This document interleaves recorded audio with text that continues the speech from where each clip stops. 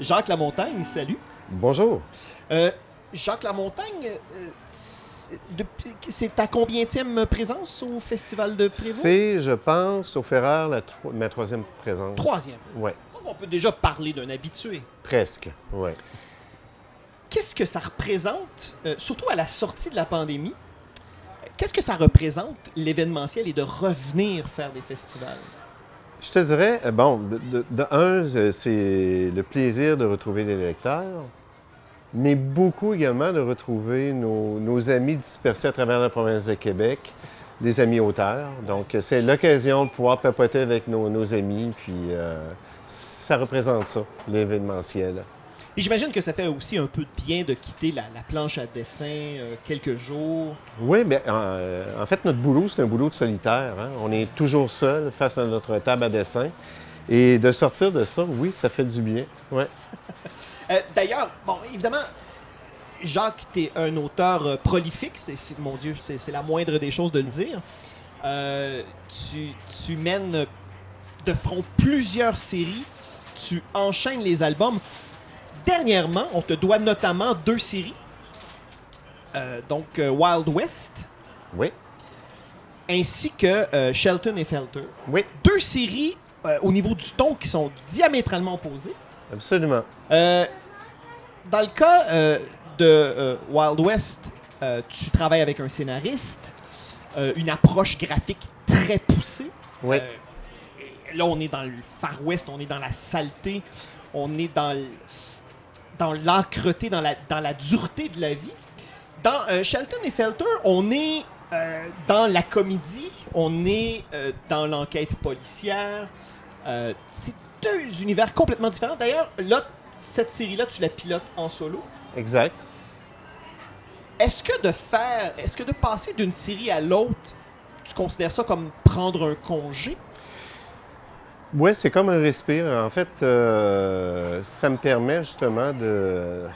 Comment je pourrais dire? Quand je mets ma casquette de scénariste, c'est une toute autre façon de penser, de travailler, de réfléchir. C'est souvent même pas les mêmes heures de travail. L'écriture va souvent se faire la fin de semaine plutôt que la semaine. Quant au style, que ce soit un style un peu plus rond ou un style plus détaillé, je dirais que le défi est le même, c'est de rendre des émotions à des personnages. Donc, le défi est à peu près le même, c'est simplement la technique là, qui est différente. Ben, parlons-en de technique, parce que dans l'ancrage de Shelton et Felter, tu parlais d'arrondi, il y a quelque chose de...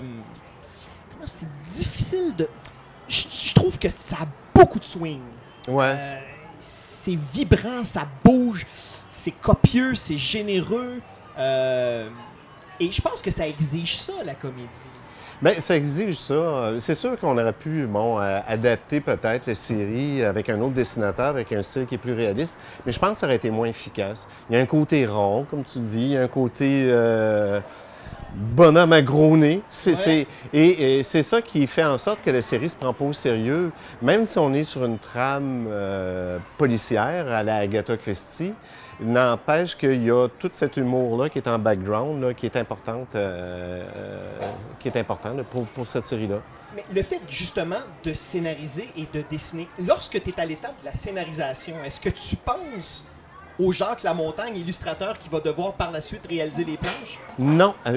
En fait, ce serait tellement facile de tomber dans je vais me la faire facile, pas trop de background compliqué, pas trop de... Non, là-dessus, je le fais comme si je donnais le mandat à un dessinateur. Donc, là-dessus, je suis intraitable avec moi-même. Ben, d'ailleurs, tu as aussi piloté une série, et là, je veux juste être sûr de bien dire... Ben, en fait, plusieurs séries. Le Manoir Sheridan, Van Helsing contre Jack l'Éventreur, ce sont des séries que tu as scénarisées, mais que tu n'as pas illustrées. Exact, oui, oui. Pour Yuna, le Manoir Sheridan, c'est avec le dessinateur Mailly, un dessinateur chinois. Donc, c'était un petit peu étrange parce que là, tout se passait en anglais, puis les scénarios étaient traduits. pour l'aider. Puis l'autre série, Van Helsing contre Jack l'Éventreur, ben, encore une fois, j'ai travaillé avec un Roumain. Ça se passe en anglais, puis avec un Américain. C'est une toute autre approche. C'est des fois un petit peu difficile parce que je ne suis pas super top en anglais, de communiquer puis de bien diriger le dessinateur. Là, mais j'ai bien aimé ça. Et justement, direction de dessinateur, quand Jacques Lamontagne scénarise mais ne dessine pas, et tu es un super illustrateur, est-ce que c'est difficile de lâcher prise ou en tout cas de léguer cette portion-là du travail? Pas vraiment. Moi, ce que j'apprécie, surtout, entre autres avec Meilly, c'est toute sa culture que lui a. Il m'amenait des fois avec comment je pourrais dire, des décors que j'avais pas imaginés comme ça, qui me surprenaient. Et non, c'est agréable. La seule chose où est-ce que je suis un petit peu plus sévère, c'est lorsqu'on va trahir des intentions, supposons, au niveau des émotions, Là-dessus, je vais ramener ça, mais sinon, pour le reste, là, pour tout l'univers qui vient envelopper la série, là, je laisse libre cours aux dessinateurs. Comme dessinateur, tu as travaillé sur des séries que je dirais à connotation historique et que je m'explique.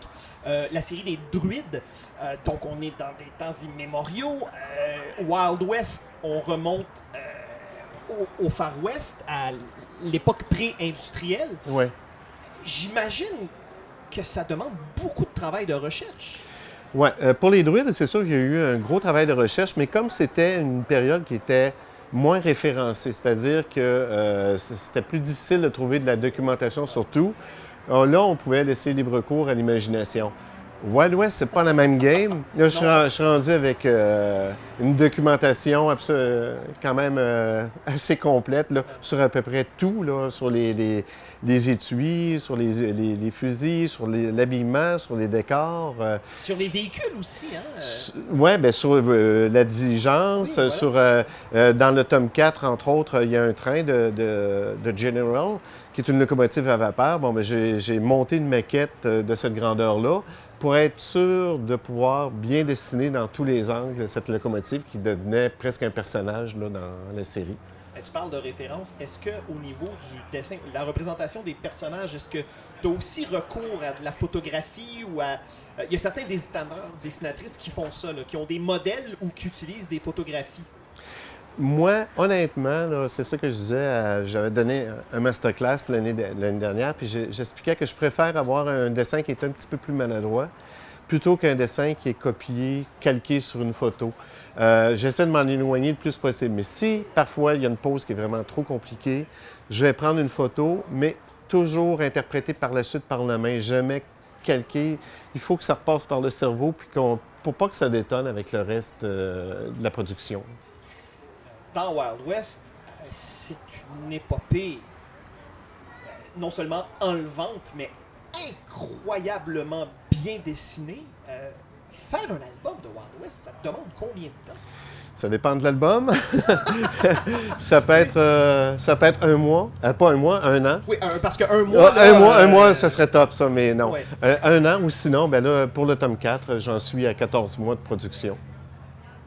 Ouais. Et c'est toute la construction aussi de cet univers-là, parce que non seulement c'est référencé, mais il faut aussi laisser libre cours à la pulsion, j'imagine, au dessin, à l'imagination, parce que sinon, ça devient technique. Oui, mais on est dans un contexte historique avec des éléments, des accessoires qui sont historiques, mais avant tout, c'est un drame humain qu'on raconte.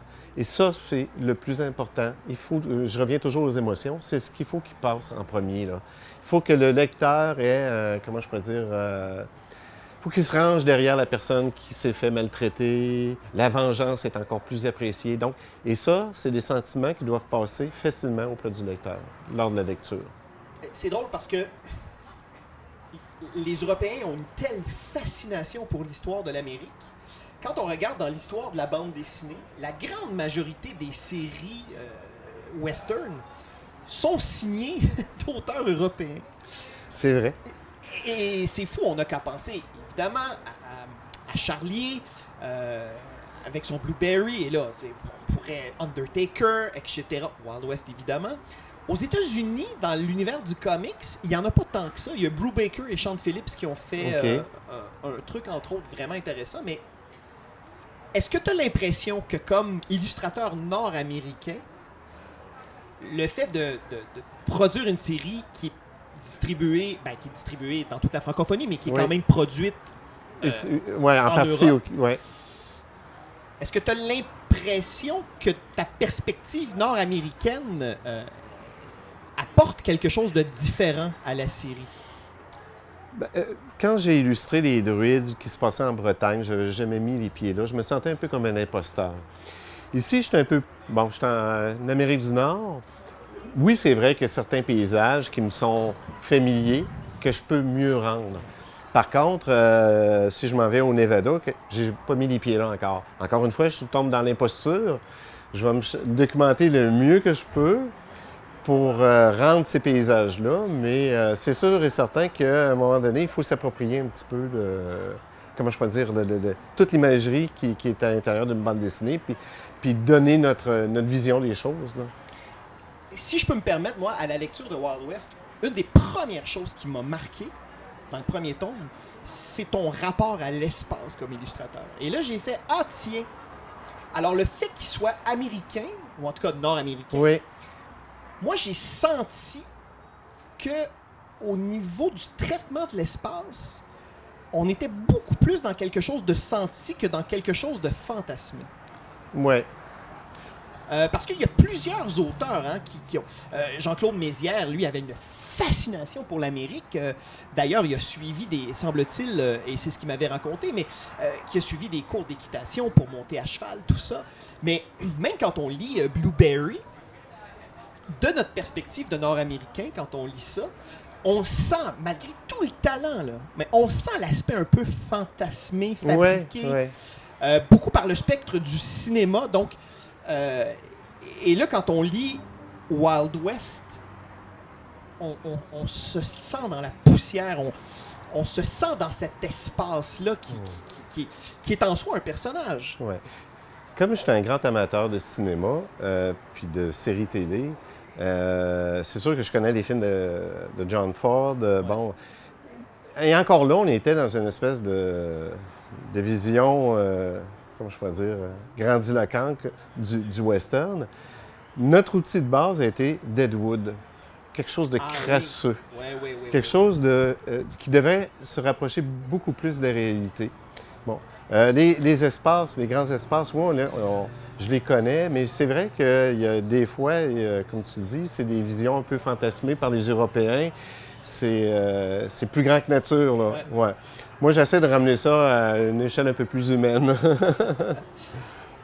Et là, donc, tu travailles sur le 4e tome. Est-ce que cette série-là, Wild West, parce qu'on la sent, sans mauvais jeu de mots, bien en selle, vous pourriez, ensemble, le scénariste et toi, continuer pendant des années. Est-ce que vous avez ce projet-là? On a eu une réunion avec les directeurs de chez Dupuis à Angoulême l'année dernière qui nous ont qui nous ont proposé ce que Wild West devienne une série au long cours. Donc, c'est un vote de confiance, jusqu'à preuve du contraire, étant le monde de l'édition. Ouais. Mais pour l'instant, on a l'éditeur derrière nous. Les ventes sont conséquentes. Et puis, moi, je me dis, tant aussi longtemps qu'on aura les lecteurs et qu'on aura du plaisir à le faire aussi, on va poursuivre l'aventure. C'est essentiel d'avoir du plaisir à travailler. C'est la base, parce que c'est ce qui se transmet dans le travail. Oui. Parce que c'est sûr et certain que si quelqu'un n'est pas motivé dans un travail, ça se ressent dans l'album. Et puis, autant que possible, il faut éviter ça. Oui, ça ment pas. Quand ça devient purement mécanique... Oui. Ou monétaire. Oui, oui, évidemment, ou monétaire. Parce qu'il y a aussi, évidemment, quand on parle de l'édition, il y a toute cette question monétaire-là qui est importante. Si les ventes ne sont pas au rendez-vous, sans égard à la qualité de la série ou de l'album, il n'y aura pas de suite. Il n'y aura pas de suite. Il y a cet aspect-là. Il y a également l'aspect, l'imposition de la part de l'éditeur de produire autant que possible un album par année, ce qui, à chaque sortie, fait bouger le fond des albums. Donc, c'est toute une mécanique bien huilée du monde de l'édition qui nous est, quelque part, imposée. Là, mais, Pour ce qui est de Shelton et Felter, est-ce que aussi tu as cette envie-là de poursuivre cette série-là et d'en glisser un tome une fois de temps en temps à travers ta production? Wild West me tirant beaucoup d'énergie, j'ai pris la décision, malheureusement, de mettre de côté, pour l'instant du moins, Shelton et Felter, pour lequel j'avais beaucoup de plaisir. Mais là, je me suis rendu compte, je vieillis, j'ai un peu moins de jus que je n'avais. Donc, je consacre mes énergies à Wild West pour l'instant. Donc, le 4e tome qui est paru tout récemment sera pour l'instant le dernier. J'ai 2 scénarios dans la manche, OK. mais pour l'instant, c'est sur la glace. Est-ce qu'il y aurait une éventualité de poursuivre cette série-là, mais avec un autre illustrateur? C'est toujours compliqué. Ouais. Les reprises sont toujours compliquées. J'ai toujours dit, moi, malgré le fait que tu sois même peut-être meilleur que le dessinateur original, les gens tombent toujours dans le jugement. Ah, c'était pas comme. Ou c'est... Aspic a été repris par un autre dessinateur, par Emmanuel Despujols, une série sur laquelle j'avais dessiné les 4 premiers tomes. Ouais. Et puis, ça a moins suivi. Les changements de dessinateur, c'est difficile. D'ailleurs, Aspic, moi, j'ai l'impression qu'au niveau comédique, tu as fait tes gammes Ouais. dans Aspic. Il y a moi, je trouve qu'il y a une parenté d'esprit avec Shelton et Felter, même si c'est des univers quand même différents. Il y a quelque chose il y a un lien qui unit ces deux Et c'est rigolo, séries-là. je vais t'expliquer, c'est que Shelton et Felter a été écrit il y a à peu près, ben là, j'ai de la misère à me rappeler exactement, ça doit faire maintenant peut-être une quinzaine d'années, pour un dessinateur qui dessinait comme Bodard qui fait Green Manor. OK. Et j'avais écrit le début du scénario, et au final, ce dessinateur-là s'est désisté. Je l'ai donc mis dans un tiroir. Et Thierry Gloris m'est arrivé quelques temps plus tard avec Aspic, qui était un concept qui était apparenté. C'est du Scooby-Doo, c'est du... Ouais, il y a ce côté-là, bon C'est enfant. vrai, ça, là, oui. ouais. Et puis, ben, j'ai dit oui parce que, justement, ça rejoignait un peu ce que j'avais le goût de créer avec Shelton et Felter. Parce que c'était très... Je me souviens, à l'époque, le premier tome d'Aspic, c'était d'une redoutable efficacité. Et, bon, moi, je me souvenais d'avoir lu tes planches dans Safarir à l'époque. Oui. Tes planches... tes courts récits d'horreur, ou là... Les contes d'outre-tombe, Contes les courts d'outre-tombe. récits, oui. Ouais, voilà. Ouais. Où il y avait quand même... En tout cas, de mémoire, il y avait quand même parfois une approche aussi où la comédie était là. Ouais, ouais. Et donc là, quand je t'ai lu dans le premier tome d'Aspic, j'ai fait « Oh, OK, mais là, Jacques Lamontagne est aussi un auteur comédique. » D'ailleurs, qu'est-ce qui est le plus difficile à faire en bande dessinée? Est-ce que c'est la comédie ou c'est la série plus dramatique? C'est 2 défis différents. Pour la comédie, pour rendre un gag drôle, il faut qu'il soit bien réfléchi. Puis sinon, pour faire prendre parti au lecteur, c'est autre chose aussi. Mais il faut qu'il soit bien exécuté aussi. Absolument, oui. Pas seulement bien réfléchi. Oui, il faut... En fait, c'est ça. C'est vraiment la conjugaison du scénariste et du dessinateur. Il faut que ça fonctionne. Des fois, moi, je vais apporter des correctifs à des lignes de Thierry avec qui je travaille. Et Thierry va faire la même chose des fois avec des trucs sur le dessin. Et il ne faut pas avoir trop d'amour-propre. Hein? C'est le produit final qui est le plus important. Bien, de toute façon, en création, il faut toujours viser le projet. Alors, on veut le meilleur pour le projet. Oui, oui. D'ailleurs, c'est intéressant parce que Aspic, c'est avec Thierry Gloris. Oui. Donc, vous avez, pour la première fois, travaillé ensemble sur cette série-là. Oui. Et là, par la suite, vous allez complètement dans Wild West. C'est complètement dans une autre tonalité. C'est fou, ça, hein? Parce que quand on a arrêté Aspic, quand j'ai arrêté la collaboration avec Thierry pour Aspic, on s'était dit, on va essayer autre chose, mais plus tard. Et Thierry m'est revenu, me dit, qu'est-ce que tu aimerais? Quelle thématique qui te plairait? Là, moi, j'avais... le côté médiéval me plaisait beaucoup, le retour de Martin Guerre, tu vois. Alors, je lui avais proposé ça, et 2 semaines plus tard, il me revient, il dit, qu'est-ce que tu dirais d'un western? J'y avais parlé d'une petite communauté, puis au final, moi, c'est un peu ça, mais je savais pas dans quoi je m'embarquais, là, vraiment. Est-ce que c'est justement, en sachant que dans l'histoire de la bande dessinée franco-belge, il y a eu de grands classiques du genre, on parlait de Blueberry tantôt, est-ce que c'est intimidant de se lancer dans une série western? Écoute, grand secret, c'est que j'avais jamais lu. J'ai lu Lucky Luke, J'avais pas lu les grands classiques de Giraud. Ah bon? Non. Et je dois t'avouer que si je les avais lus avant, je ne me serais pas embarqué dans cette aventure-là parce que c'est une claque à chaque album. Je regarde son travail, c'est d'une efficacité redoutable. Tous les codes western en bande dessinée, Herman. Ouais. Là, maintenant, je les ai découverts. Tu sais, je m'intéresse à ce qui s'est produit avant. Et puis, non, c'est très intimidant. Mais là, comme tu t'es lancé avant de te frotter à ce matériel-là, donc c'est ça. Évidemment, l'intimidation n'est pas là. Heureusement d'ailleurs, parce que ça nous aurait privé vraiment d'une excellente série. Tu parlais de Luc et Luc. Je sais que tu as rencontré HD. Oui. HD qui est une encyclopédie. Cet homme-là, moi, il m'impressionne à quel point il a une connaissance encyclopédique de l'histoire et surtout de l'histoire des États-Unis. OK. J'ai eu le bonheur de l'interviewer et on correspond. Là, ça fait longtemps, mais j'ai entretenu une correspondance avec lui. Je sais que vous vous êtes rencontrés, je crois. C'était très éphémère au Salon du Livre de Québec, Festival de bande dessinée. Et écoute, on n'a pas parlé d'histoire.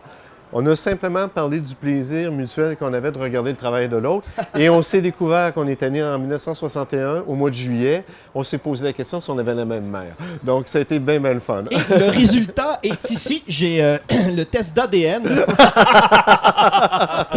Mais j'ai trouvé ça intéressant, moi. Évidemment, j'ai pas été présent lors de cette rencontre-là, mais lorsque j'ai vu passer ça sur les médias sociaux, je me suis réjoui parce que je me suis dit, voici deux auteurs qui, encore une fois, dans des tonalités complètement différentes, parce que Luc et Luc, c'est une série humoristique, certes, mais cette série-là repose sur une connaissance aussi de ce matériel-là et des codes du genre.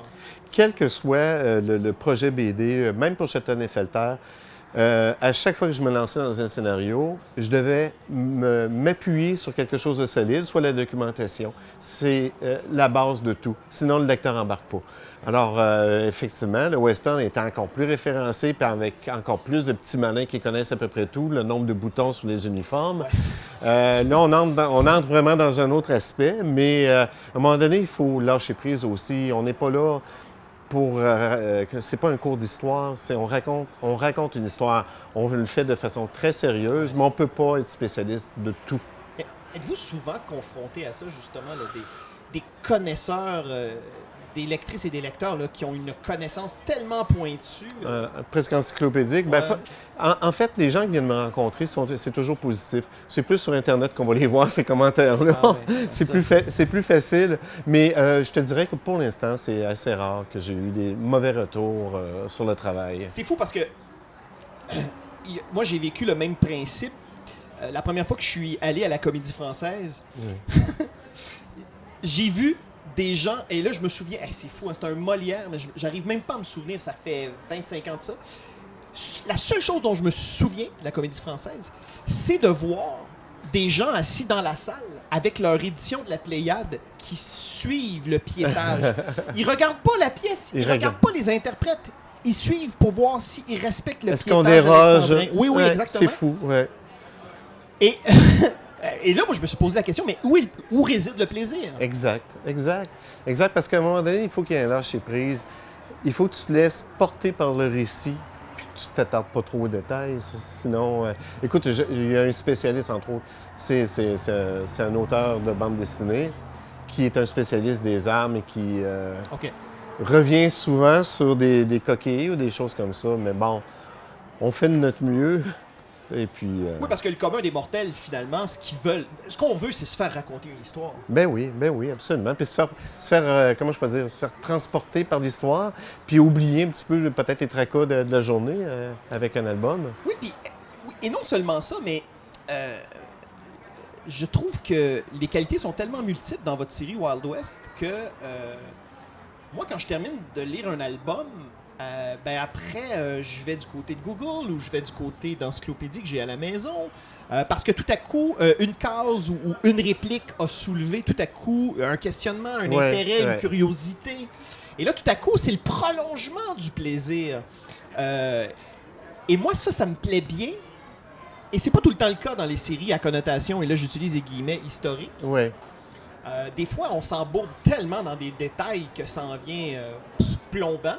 Ouais. Ou alors, comme lecteur, on se sent tellement pas intelligent qu'on abandonne la lecture parce qu'on se dit Alors que dans votre série Wild West, au contraire, là, c'est porté par un souffle scénaristique et graphique tel que on se laisse porter par l'histoire et il en demeure pas moins donc que ça ouvre Ouais. des perspectives. Faut pas que ça soit trop hermétique, comme tu dis, où on balance une tonne d'informations puis que le lecteur se sente naïf. Ou au contraire, le prendre pour un imbécile puis pas donner suffisamment de matériel là, pour... Ah non, c'est un dosage et comme je te dis, votre série, elle est admirablement menée. Très heureux de voir, de constater le succès qu'elle remporte parce que c'est pleinement mérité. Merci. D'ailleurs, je te souhaite encore la santé pour très très longtemps. Je l'espère moi aussi. Égoïstement, parce que comme lecteur, je veux continuer de te lire encore très très longtemps. Qu'est-ce qu'on souhaite d'autre à Jacques Lamontagne pour la suite des choses? Écoute, moi je te dirais, tu le dis, la santé en premier, puis que le plaisir perdure dans mon travail. C'est l'essentiel. Mais en tout cas, le plaisir, il est là, il est palpable à chaque page, à chaque case. Et donc, je te souhaite encore très, très longtemps et ce plaisir, et l'inspiration, et surtout la santé. Parce Merci. que sans la santé, tout le reste ne suit pas. Exact. Ouais. Félicitations et je souhaite une belle sortie pour le tome 4 de Wild West qui devrait paraître... En janvier en France et ici en avril. OK, donc un album du printemps. Ouais. Excellent.